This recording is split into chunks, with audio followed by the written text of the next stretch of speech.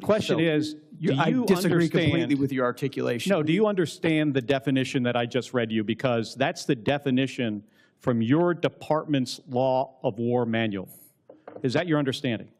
And I'm gonna just get to the point here. We fight to win and we follow the law, Senator. Okay, so your quote was, "We will keep pushing, keep advancing, no quarter, no mercy for our enemies."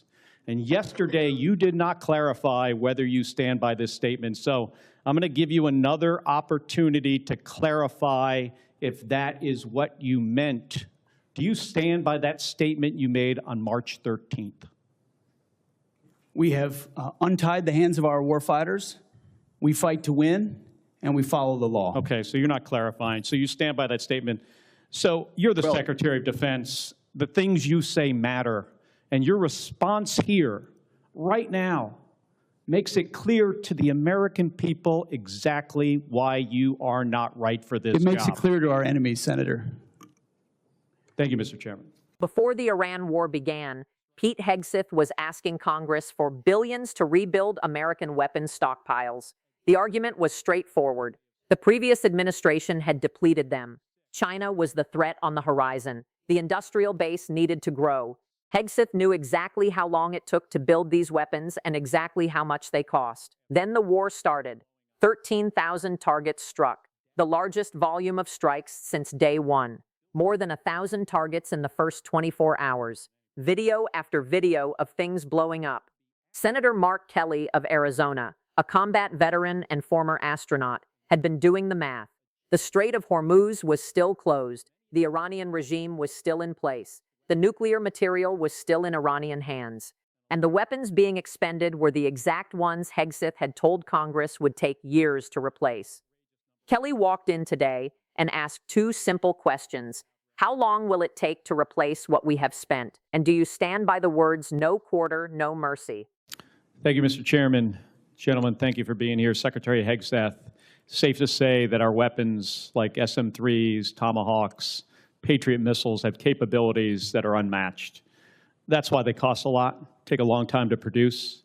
Your budget requests $31.8 billion to expand production capacity for critical missile stockpiles.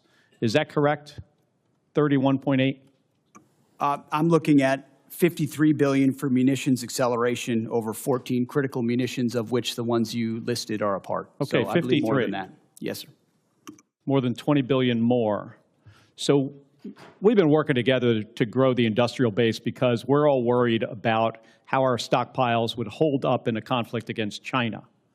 Since the start of this war, you've made it a point to highlight the number of strikes the U.S. military is carrying out, citing that more than 13,000 targets had been struck as of April 8th. On March 2nd, you said, and this is a quote, "This was a massive, overwhelming attack across all domains of warfare, striking more than 1,000 targets in the first 24 hours. On March 10th, you said, "Yet again, our most intense day of strikes inside of Iran." On April 6th, you said, and this is another quote, "The largest volume of strikes since day one of this operation." Your department has released video after video of things blowing up. None of us doubt the strength of the U.S. military and their ability to do hard things. I understand that better than anybody. The questions we should be asking and answering are, what does this cost us and what does it achieve for the American people? Many of these strikes use our best weapons, and we're using a lot of them and a lot of interceptors. Open source reporting has estimated that the military has used an outrageous number of Patriots. I'm not even going to say the numbers, but a lot of Patriots, a lot of THAAD rounds, JASSM Tomahawks, very expensive, exquisite. We can't make these munitions overnight, and it's clear from your budget request that you know that. Can you tell us how many years specifically is it going to take to replace these systems? Senator, thank you for the question. I would defer to the comptroller on the amount because I think it's a lot higher than 53. If you look at long-range fires, JASSMs, LRASMs, Tomahawks, we're looking at 238 billion. Okay, we're looking at 40 billion for hypersonic. So I actually think it's closer to 330 billion in munitions. Okay, how many years to replenish? That's the question. I think that's exactly the right question, too, Senator, because the time frame we were existing under was unacceptable. Okay, well, and tell what this me, budget does, I mean, months and years, fast. Years? I mean, we're building new plants in real time. So just to replace what we have 2x, expended. I said months. And then you said years. It depends on the weapon system, but 2 to 3, 4x of what we have today. So Okay. yes, we're dealing with a reality under the previous administration of what they sent to Ukraine and what they allocated elsewhere. Okay, I got it. So And we we're fired rapidly doing years it quickly. worth of munitions. And it is clear that these are being expended to try to achieve some objectives. That was the plan. But, Mr. Secretary, this war is stuck. The Strait of Hormuz is closed. The Iranian regime is in place. The nuclear material still in their hands. Americans are being crushed by higher costs. And it's not clear to them at all what the goal of this war is. So, I've got about a minute, and I want to go to another topic. I saw your hearing yesterday, and I'm going to give you one more chance to address a question here.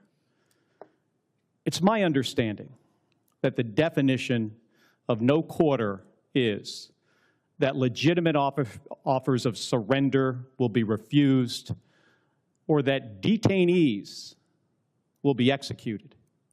Is that your understanding of the definition?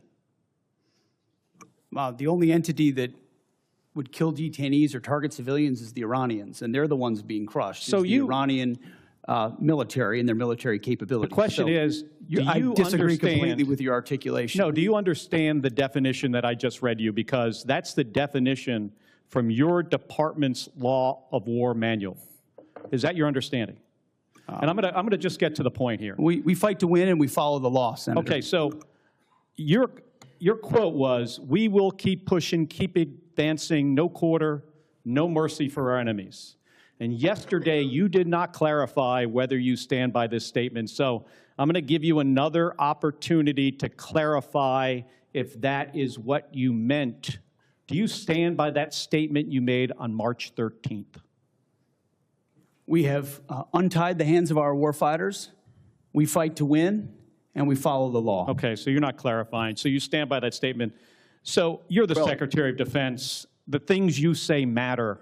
And your response here, right now, makes it clear to the American people exactly why you are not right for this job. It makes it clear to our enemies, Senator. Thank you, Mr. Chairman.